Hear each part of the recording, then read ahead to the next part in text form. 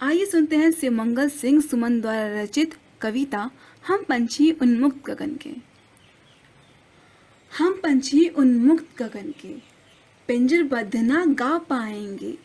कनक तिल्लियों से टकराकर पुलकित पंख टूट जाएंगे। यानी कि कवि कहते हैं कि जो पंछी जो होते हैं वो एक ऐसे प्राणी होते हैं जो एक स्वतंत्र गगन में उड़ने वाले पंछी जीव होते हैं। पर यहाँ क्या हुआ है कि उन्हें एक पिंजरे में कैद कर दिया गया है, जिस वजह से क्या हुआ है कि वो अपनी खुद का जो गान है वो नहीं गा सकते हैं।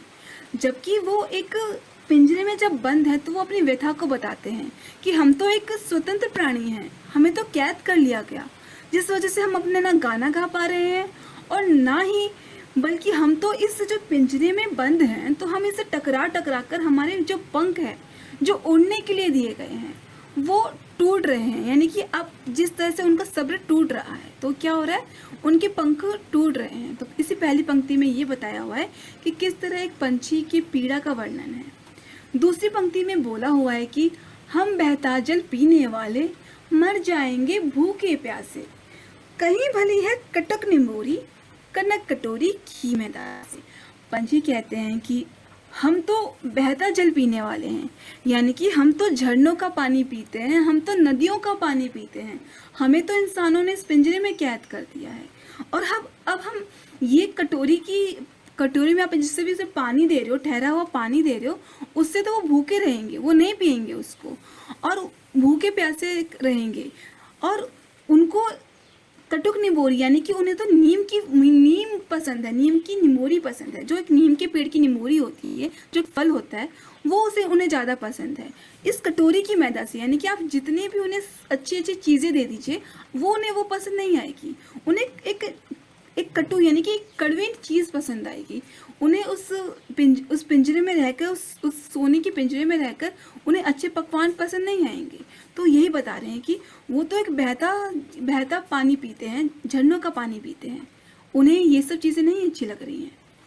तीसरी पंक्ति में बोला हुआ है कि स्वर्ण श्रृंखला के बंधन में अपनी गति उड़ान सब भूले।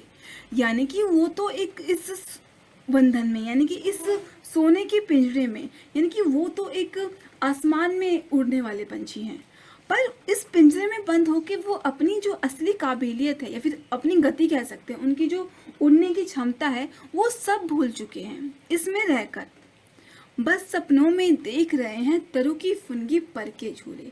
वो एक ऐसे स्वतंत्रता का अभाव महसूस कर रहे हैं क्योंकि वो तो एक पिंजरे में बंद है और अब उनके सपने में सिर्फ जो तरु की फुनगी है, जहाँ वो उड़कर वहाँ पे पेड़ों की फुनगी यानी कि जो पेड़ों पे जो फल लदे होते हैं उसकी जो फल होते हैं फुनगी होती है वो, और झूले जो उस पे पर के झूले यानी कि उस पे जो झूलते हैं उस पे बैठकर डालियों पे बैठ के वो सिर्फ एक स्वप्न में देख रहे हैं, सपनों में देख रहे हैं। ये सब इस पिंजरे में बंद होने के कारण हुआ है। तो यही पंछियों की व्यथा का वर्णन कर रहे हैं कवि हमारे। अब फिर अगला बोला हुआ है कि अरमान की उड़ते नील गगन की सीमा पाने। यानी कि पंछियों के तो ऐसे अरमान थे कि वो नील गगन की सीमा पाले। लाल किरण सी चोंच खोल चुगते तारक अनार के दाने। और वो क्या करते, वो अपने चोंच में उस लाल किरण से अनार के दानों को चुगना चाहते हैं। होती सीमाहीन क्षितिज से फिर पंखों की होड़ा होड़ी, या तो क्षितिज मिलन बन जाता या तंती सांसों की डोरी। यानी कि इन पंक्तियों में पंछी अपनी आज़ादी और स्वतंत्रता की बात करते हैं।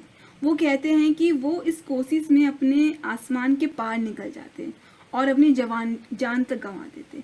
इससे पता चलता है कि इन पंछियों को अपनी स्वतंत्रता की कितनी बड़ी महत्व पता है। होती सीमा ही क्षितिज से फिर पंखों की होड़ा होड़ी, या तो क्षितिज मिलन बन जाता या तंती सांसों की डोरी। यानी कि कवि कहते हैं कि जो पंछी हैं वो इस क्षितिज को मिलना चाहते हैं, यानी कि उस आसमान की नील यात्रा करना चाहते हैं और इस कोशिश में या तो वो क्षितिज तक के पार पहुंच जाते यानी कि इस आसमान में पहुंच जाते, या तो उनकी जो सांस यानी कि अपनी जान भी गंवाने को तैयार हैं। नीर न दौड़ चाहे टहनी का आश्रय छिनबिन कर डालो, लेकिन पंख दिए हैं तो आकुल उड़ान में विघन न डालो।